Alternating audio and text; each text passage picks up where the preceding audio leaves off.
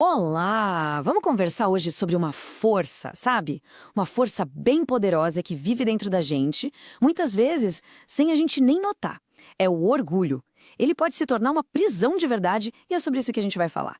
Vamos entender juntos como a gente pode se libertar. Então, para começar, o que é o orgulho, afinal? Quando a gente pensa nisso, talvez venha na cabeça a imagem de um pavão, todo exibido, né? Ou de alguém que se acha o centro do universo. E é basicamente isso mesmo. É aquela sensação de que a gente é melhor, mais importante que os outros. Só que aí tem um problema gigante. O orgulho é só um sentimento. E poxa, construir a vida em cima de algo tão instável é um perigo, né? Ok, mas de onde veio essa força tão destruidora? O mais curioso de tudo é que o orgulho, veja bem, não foi uma invenção nossa, dos seres humanos. A origem dele é muito, mas muito mais antiga. A coisa começou numa escala cósmica.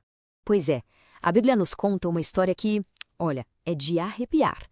O orgulho nasceu lá no céu, no coração de Lúcifer, que era um anjo de uma posição muito, muito alta. Foram os pensamentos egoístas dele que deram o pontapé inicial para o que a gente conhece como o grande conflito. Uma batalha espiritual, sabe? E os ecos dessa batalha a gente sente até hoje. E esse trecho de Isaías, nossa, ele resume perfeitamente o que era essa ambição. Não era só sobre querer mais poder, entende? Era um desejo de tomar o lugar do próprio Criador. Era a exaltação do eu acima de tudo e de todos. E aqui a gente vê um contraste que é impressionante. Pensa só, de um lado, o caráter de Satanás, que é todo focado no eu subirei. Do outro, o caráter de Deus que a gente vê em Jesus Cristo, que se esvaziou, se humilhou e veio para servir. São dois caminhos completamente opostos, né? A exaltação do eu de um lado e a humildade de quem serve do outro. E a consequência de tudo isso? Bom, Satanás trouxe essa mesma tentação aqui para nós, para a humanidade. Ele foi lá e plantou a sementinha da dúvida no coração de Adão e Eva, sabe? Fez com que eles confiassem mais neles mesmos do que em Deus. E foi exatamente assim, com a raiz fincada no orgulho, que o pecado entrou no mundo. Tudo bem, mas agora vamos trazer essa história toda para mais perto, para o nosso dia a dia. Como é que esse problema, que é espiritual, aparece na nossa vida? A Bíblia nos dá uma lente, sabe? Uma lente super clara para a gente enxergar as armadilhas do orgulho que estão aí, por todo lado. Olha só que o apóstolo João fala sobre isso. Ele é bem direto ao ponto.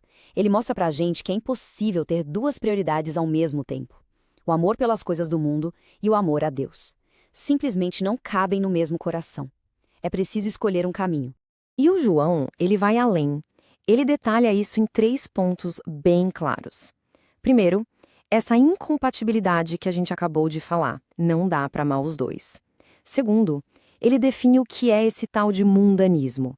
São basicamente os desejos da carne, a cobiça dos olhos e a soberba da vida, que nada mais é do que o orgulho arrogante. E em terceiro lugar, ele deixa um lembrete poderoso. Tudo isso aqui vai passar. O mundo e seus desejos vão ter um fim. Mas calma aí, chegamos num ponto que precisa de muita atenção.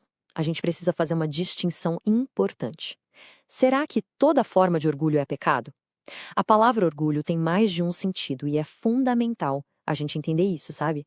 Para não acabar carregando um peso, uma culpa que não precisa. Então a pergunta que fica é: todo orgulho é ruim? É negativo? E a resposta, quando a gente olha para as Escrituras, é não. Existe uma diferença enorme entre a arrogância, que sim, é pecado, e um sentimento saudável de valor, de apreciação. Pensa comigo. Quando alguém diz para outra pessoa: nossa, tenho tanto orgulho de você, isso é uma demonstração de carinho, de afeto, né? Ou, por exemplo, reconhecer com gratidão os talentos que Deus deu pra gente, isso também não é arrogância. E até o amor próprio, quando a gente entende do jeito que Jesus ensinou, ame o seu próximo como a si mesmo, é uma forma de se valorizar que é saudável e, olha, até necessária. Então, aqui está o ponto-chave. A linha que separa uma coisa da outra. O problema começa no exato momento em que a gente pega para nós o crédito por algo que Deus fez na nossa vida. É aí que a gratidão vira orgulho. O mérito, que é todo de Deus, a gente tenta, pegar pra gente. E tudo isso nos leva para nossa reflexão final.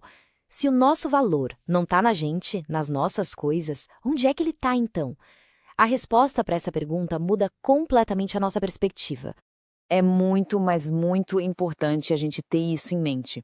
Nossos bens, nossos talentos, nossas conquistas, nada disso define o nosso valor de verdade. Tudo isso é externo, passa com o tempo, não é a essência de quem a gente é.